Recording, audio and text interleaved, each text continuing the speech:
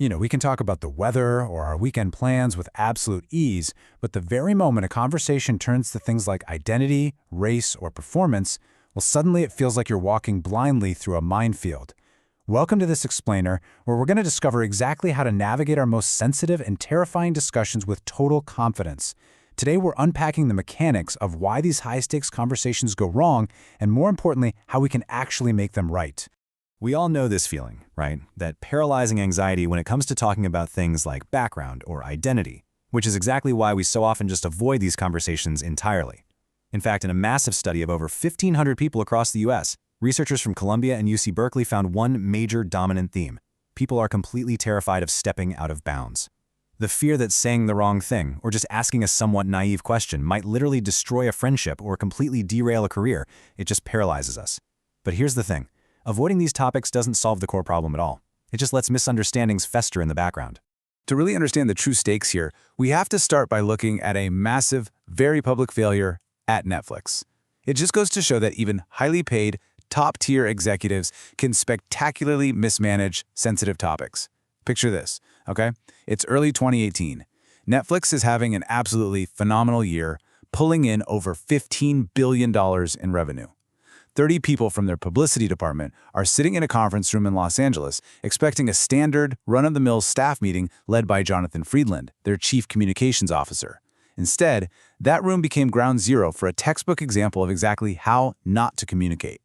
Fortunately for us, we don't have to guess how to fix this kind of disaster. This explainer breaks down the exact, research-backed framework from Chapter 7 of Charles Duhigg's book, Supercommunicators, to help you prevent those very same catastrophic failures. The book explores the deep science of connection, and today we're focusing entirely on the tools and strategies you need to make your absolute hardest conversations safer. So here is our roadmap for navigating this framework today. We'll start with that crisis at Netflix, unpack why hard conversations fail, look at how to properly prepare, discuss starting right, and finally, we'll learn how to embrace necessary discomfort. Let's jump right into part 1, a crisis at Netflix. We're beginning with this dramatic breakdown to see exactly what happens when we don't know how to talk about who we are. Okay, so back to that 2018 meeting about sensitive words. Jonathan Friedland recklessly used a racial slur. Now, he was actually trying to make a point about how certain offensive words shouldn't be used in comedy programming, but he completely, totally misread the room. The shock among those 30 staff members was immediate and it was severe. And to make matters worse, his subsequent written apology was defensive rather than empathetic. He completely failed to address the pain he caused, which really only alienated his team even further. Ultimately, this top executive was fired. You see, Netflix prided itself on a culture of ruthless honesty, but this incident revealed a massive blind spot for them. They had absolutely no idea how to safely navigate the deep waters of identity, inequality, and prejudice.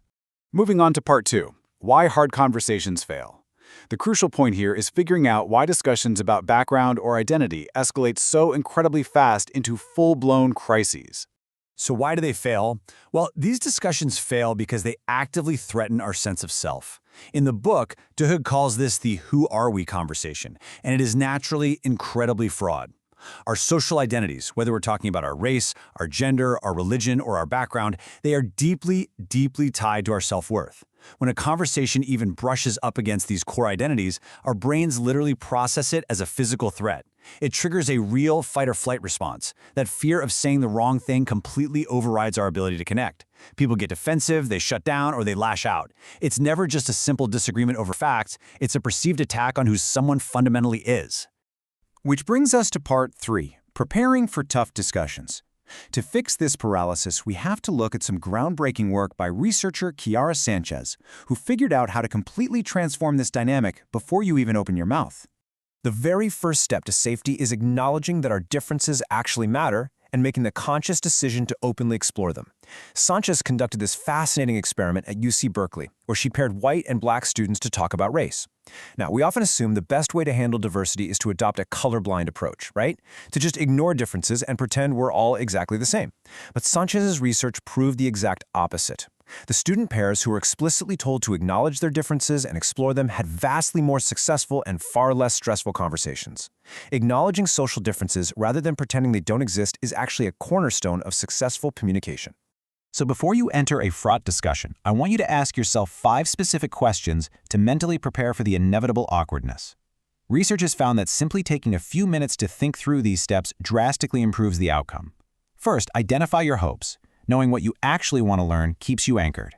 Second, plan how you will start, because having a solid opening line prevents that deer-in-the-headlights freeze. Third, anticipate potential obstacles. Fourth, develop an action plan for tension. Basically, anticipating anger prepares your emotional resilience so you don't panic when things get heated. And fifth, remember the benefits. Remind yourself exactly why this conversation is worth the risk in the very first place.